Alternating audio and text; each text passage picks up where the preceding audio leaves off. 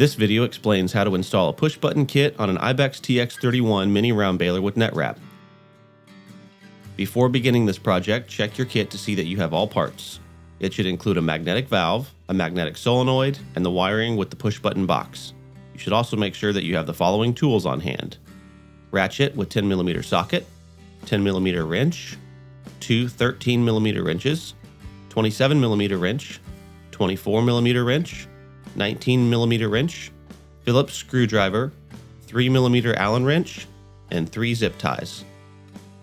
First, remove the thumb screws on the top of the baler and lift up on the top cover.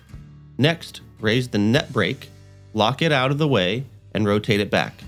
This will allow you to move the net wrap up and to the right so that the bolt to the battery box can be accessed on the left side of the bale chamber.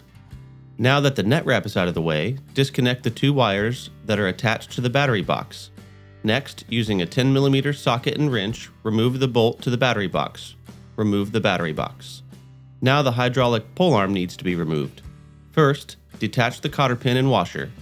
Using 2 13mm wrenches, loosen up on the bolt on the bottom of the pole arm. Remove the bolt and the pole arm. Next, the pole rod needs to be removed. First, detach the cotter pin and washer from the rod, slide the rod out of the actuating plate, twist it, and remove it from the frame. Next, remove the activation arm. To do this, remove the set screw on the main lock ring using a 3mm Allen wrench. Using a 27mm wrench, loosen and unscrew the bolt on the activation arm. Then, remove the activation arm. Now, remove the hydraulic valve, which will be replaced by the magnetic valve for the push-button kit. With a 24mm wrench, remove the bolt at the hydraulic valve. It will leak a little bit of fluid. Be ready to quickly attach the magnetic valve in its place to reduce fluid loss and have a paper towel or rag handy. Tighten up the new valve with the 24mm wrench. The valve is aluminum, so be sure not to over-tighten it and cause breakage. If you feel that you have lost a lot of fluid during this process, be sure to check the level when finished and replenish if needed. Now, install the magnetic solenoid. Simply slide it onto the hydraulic valve with the flat prong to the back. Screw the nut in place with the shoulder to the inside and the threads to the outside using a 19mm wrench.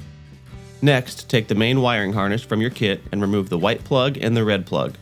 These 2 plugs will be attached to the baler. The longer portion will be connected to your tractor. Now install the wiring. The wire with the white plug will be attached to the solenoid. Simply slide the end with the box onto the solenoid. There is only one way that it can go on. Using a Phillips screwdriver, tighten the screw underneath. Next, route the wiring through the hole in the frame that is used by the pole rod. Next, thread the red plug for the battery through the same hole in the frame. Plug light colors into the battery: red to red, blue to blue.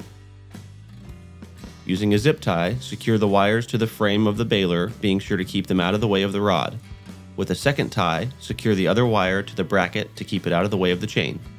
To finish the project, pull the wires up through the frame so that they are somewhat even, and use a third zip tie to secure them together just behind the frame. That completes the installation of the push-button kit for the Ibex TX31 mini round baler with net wrap.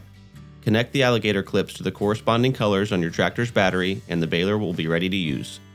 Test the kit with the PTO of your tractor running. The green light should illuminate and the tailgate should lift when you press the button on the control box and drop when you release it. Happy baling!